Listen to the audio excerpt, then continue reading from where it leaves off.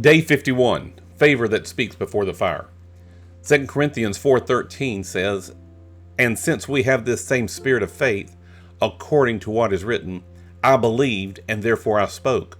We also believe and therefore speak." One of the marks of God's favor on your life is that it gives you boldness to speak before you see the outcome. Favor doesn't wait until the fire cools down or the waters recede. Favor opens your mouth in faith right in the middle of the storm. That's why Paul wrote in 2 Corinthians 4:13, "We believe, therefore we speak." Favor-filled faith is not silent. It declares the end from the beginning because it knows the God who favors you has already gone ahead of you. Look at Shadrach, Meshach, and Abednego in Daniel 3. They didn't wait until they were rescued from the furnace to confess God's faithfulness.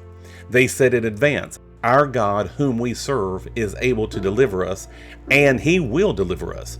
But even if not, we will not bow." That is favor speaking before the fire. Favor gives you the courage to say, "I trust God no matter what."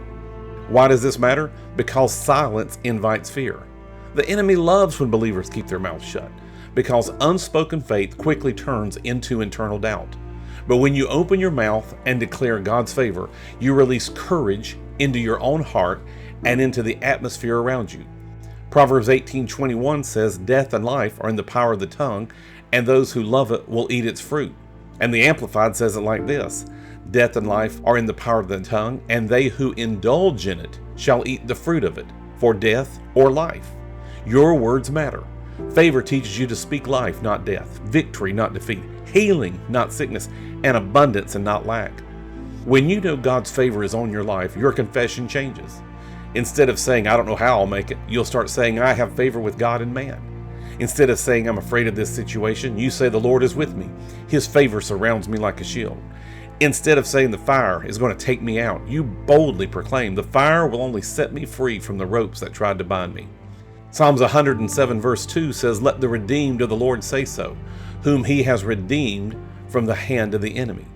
If you've been redeemed, you need to say so. If favor is on your life, you need to say so. Don't wait until the fire is over to declare God's goodness. Speak it now. Here's a practical way to live this out. Start each morning with a favor confession.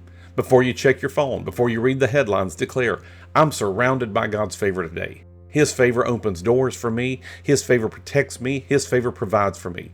When you face a challenge, don't describe the problem. Declare the promise of God. Favor speaks life before life shifts. I've had times where fear wanted to take over my thinking. The what ifs came crowding in. But I've learned if I don't answer those thoughts with words, they'll take root. Favor has trained me to open my mouth and declare God's promises. Sometimes I'll just walk around my house saying, "The Lord is my shepherd, I shall not want. His favor surrounds me. I'm blessed coming in, blessed going out." And you know what? Peace comes, courage rises, and the fire doesn't look so threatening anymore. Favor speaks before the fire because it trusts that God's presence in your life is greater than any pressure against your life. And when you speak in line with favor, heaven backs your words. Angels respond. Circumstances shift. Most importantly, your own heart gets strengthened to stand. So don't let fear have the last word. Open your mouth today. Declare favor. Speak faith. Prophesy your future in line with God's promises. Make this confession with me.